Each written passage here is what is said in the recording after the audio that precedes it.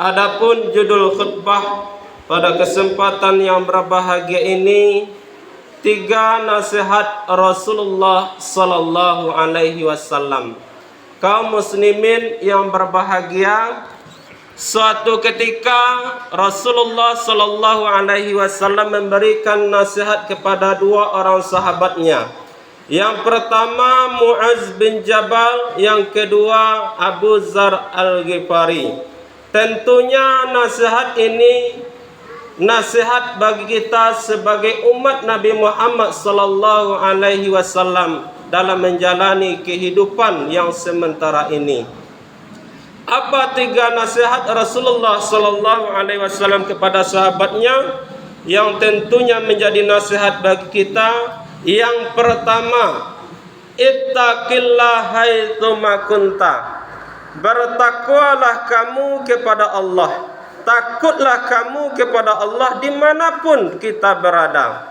Hendaklah kita merasa takut kepada Allah subhanahu wa ta'ala dimanapun kita berada. Apakah di tempat yang sepi maupun di tempat yang banyak orang. Apakah di masjid ataupun di luar masjid. Karena ada sebagian kita, sebagian orang beranggapan bahwa Allah itu seolah-olah hanya ada di dalam masjid saja. Ketika dia berada di dalam masjid, dia solat dengan khusyuk, zikirnya panjang, berdoa dia sampai meneteskan air mata. Itu ketika dia berada di dalam masjid. Setelah keluar dari masjid, yang maling tetap maling, yang menipu tetap menipu, yang korupsi tetap korupsi, yang biasanya berbuat maksiat tetap berbuat maksiat. Kemudian masuk dia lagi ke dalam masjid, solat dia seolah-olah dia mati besok pagi, zikirnya panjang, doanya lama. Itu ketika berada di dalam masjid. Keluar dari masjid, yang mencilok tetap mencilok, yang menipu tetap menipu, yang biasanya menceritakan aib orang tetap menceritakan aib orang, yang berbuat maksiat tetap berbuat maksiat. Ada orang yang beranggapan seperti itu, seolah-olah Allah hanya ada di dalam masjid saja. Padahal Nabi mengatakan, ittaqillah haitsu ma kunta. Takutlah kamu kepada Allah dimanapun kita berada. Kalau rasa takut ini kita tanamkan di dalam hati sanubari kita kaum muslimin, tidak ada lagi orang yang mencuri, tidak ada lagi orang yang menipu, tidak ada lagi korupsi, tidak ada lagi orang yang berbuat maksiat. Kenapa? Karena dia merasa takut kepada Allah. Bagaimana takut kepada Allah itu? Taqarrub ilallah, mendekatkan diri kepada Allah, yaitu beramal soleh.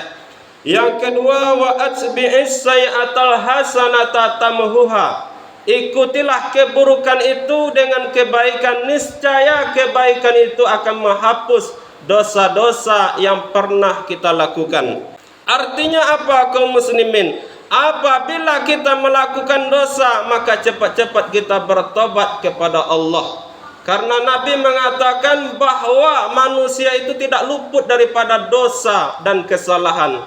Sebagaimana Nabi mengatakan, kullu bani Adam khatta'i wa khairu khatta'u at-tawwabun.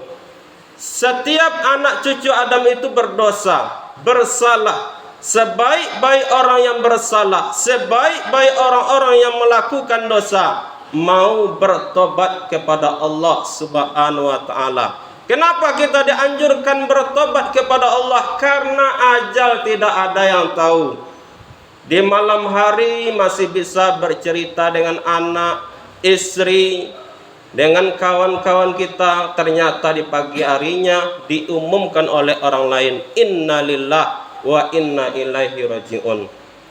Ada pula di pagi harinya keluar mencari rezeki, dia mandi dengan sendirinya, dia pakai pakaian dengan sendirinya, dia tunggangi kendaraan dengan sendirinya. Ternyata pulang-pulangnya dalam keadaan jenazah, dalam dimandikan oleh orang lain, dipakaikan pakaian oleh orang lain, yaitu kain kafan. Tidak ada yang tahu ajal kita kaum muslimin. Maka daripada itu, manakala kita berdosa, cepat-cepat kita bertobat kepada Allah Subhanahu wa taala. Yang terakhir, Rasulullah sallallahu alaihi wasallam memberikan nasihat, wa khaliqin nasa bi khuluqin hasan. Bergaullah dengan sesama manusia dengan akhlak yang baik. Hendaknya di dalam kehidupan kita sehari-hari berakhlak baik, berperangai baik. Baik itu dalam bertetangga, bermasyarakat. Mari kita jaga akhlak kita. Mari kita jaga perilaku kita. Jangan sampai menyakiti hati orang lain. Jangan sampai menyinggung perasaan orang lain. Karena Nabi pernah mengatakan, al-muslimu man salimal muslimuna min lisani wa yadih. Seorang muslim itu disebut dengan muslim yang sejati apabila dia mampu menjaga lidahnya dan tangannya. Inilah 3 nasihat Rasulullah SAW kepada sahabatnya, tentunya menjadi nasihat bagi kita. Yang pertama, hendaklah kita merasa takut kepada Allah dimanapun kita berada. Yang kedua, ikutilah keburukan itu dengan kebaikan. Niscaya kebaikan itu akan menghapus dosa-dosa yang pernah kita lakukan. Yang terakhir, bergaullah dengan sesama manusia dengan akhlak yang mulia, dengan berperangai yang baik. Mudah-mudahan 3 nasihat ini menjadi nasihat bagi kita, bisa kita amalkan di dalam kehidupan kita sehari-hari. Mudah-mudahan khutbah yang singkat ini bermanfaat bagi kita semua. Fa'tabiru ya ulil absar la'allakum turhamun.